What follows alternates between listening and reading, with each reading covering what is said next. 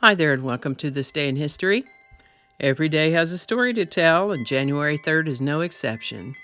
Today we'll be looking at the fascinating history behind a versatile little word, celebrating the life and legacy of one each literary giant and rock legend, and journeying to the last frontier itself, Alaska. And of course, there's a song. I think there's something for most folks here, so grab your favorite cuppa and a cozy spot and join me as we explore some highlights for this day in history.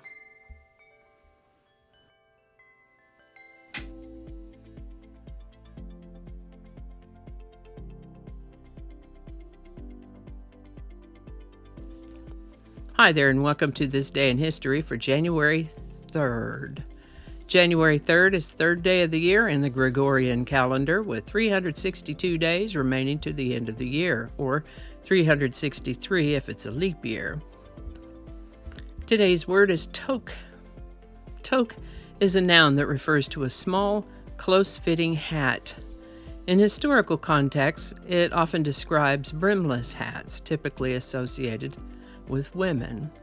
In modern usage, it's a common term, particularly in Canada, for a knitted winter hat, and often called a beanie in other regions.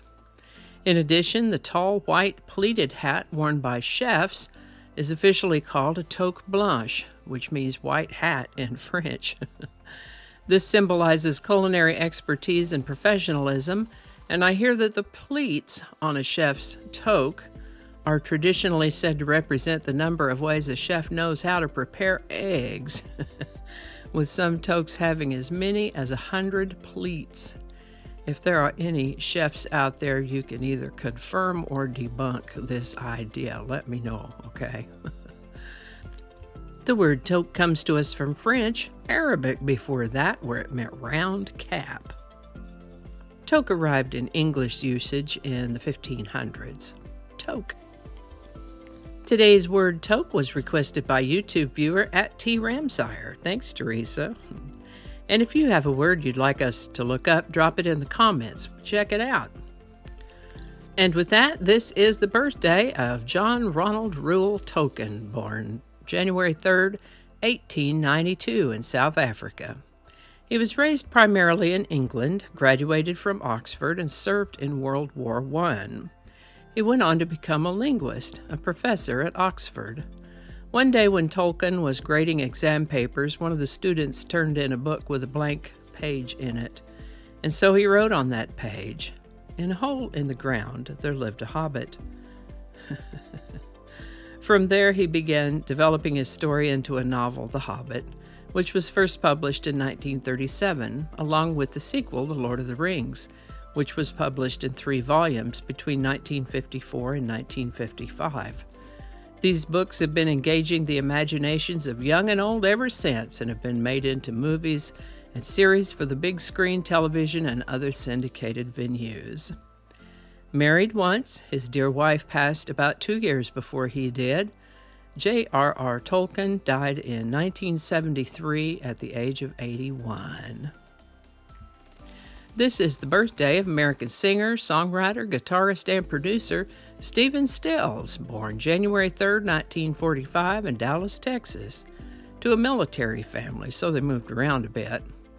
He's best known for his work with the groups Buffalo Springfield, Crosby, Stills and Nash, Crosby, Stills, Nash and Young, Manassas, as well as his solo work.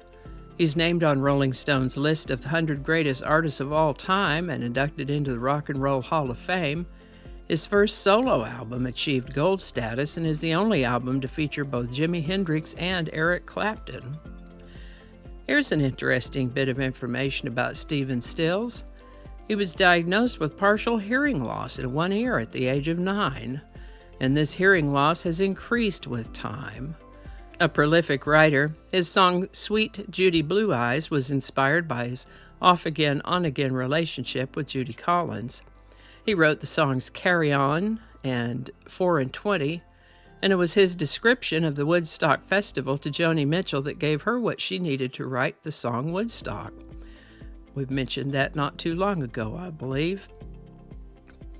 Crosby, Stills, Nash & Young also released a version of Woodstock that hit number 1 on the Billboard Hot 100. Find the Cost of Freedom was also written by Stephen Stills.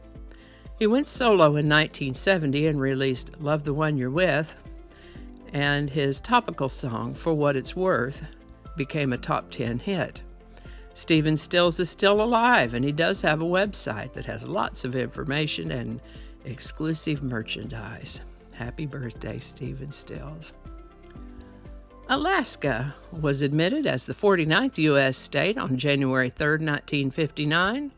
Alaska is the northernmost state of the Union and the largest state by area, with more than 3 times the area of the next 3 largest states combined, those being Texas, California, and Montana.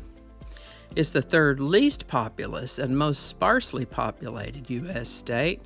Alaska's nickname is the Last Frontier. As cold as it is up there, Alaska does have a state flower, and that's the forget-me-not. Sitka spruce is the state tree. Alaska is also known for the Alaskan Malamute dog, dog mushing, gold, and moose. The name Alaska is what the Russians called the Alaskan Peninsula, but is derived from an Aleut language idiom that means the object toward which the action of the sea is directed, or more simply, the mainland. As if Russia didn't have enough land already, they were looking to expand in the 1800s, and Alaska was in their sights. That didn't quite work out to their liking, though, so William Seward, the 24th United States Secretary of State, was able to negotiate the Alaska Purchase. Alaska was known as the Department of Alaska from the mid-1800s to 1844, and then the District of Alaska from 1844 to 1912, when it became a territory of the United States. Alaska was admitted as a state on January 3, 1959, becoming the 49th state of the United States. With all the songs Stephen Stills wrote and performed, whether solo or with Buffalo Springfield, Crosby, Stills and Nash, Crosby, Stills, Nash and Young, or Manassas, it's hard to choose just one to talk about. They're all beautiful, melodic, and my goodness, the harmonies are just amazing. But today we're going to look at the song 4 and 20.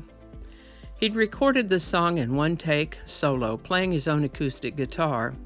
He was still with Crosby, Stills, Nash & Young, but was planning to go solo and intended to use this song on his debut solo album.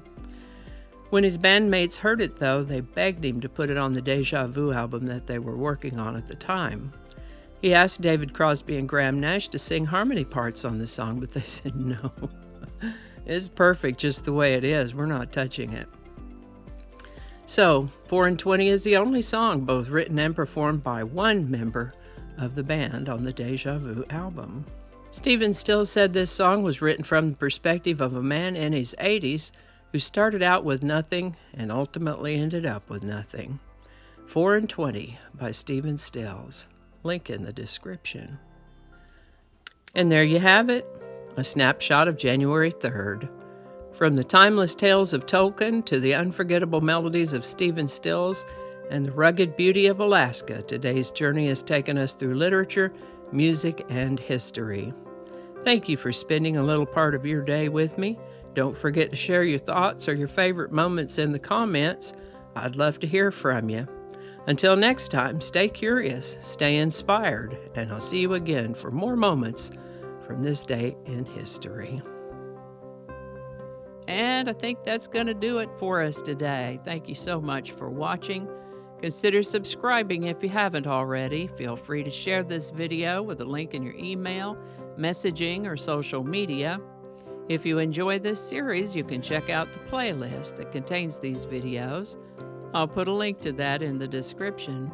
That playlist lives on YouTube, so for other platforms, I'll include a link to my blog page. It's called No Really. You can also find me on Rumble, BitChute, and Odyssey. All those links in that description. Alrighty, that's all I can think of right now. Thanks again, and I'll see you next time.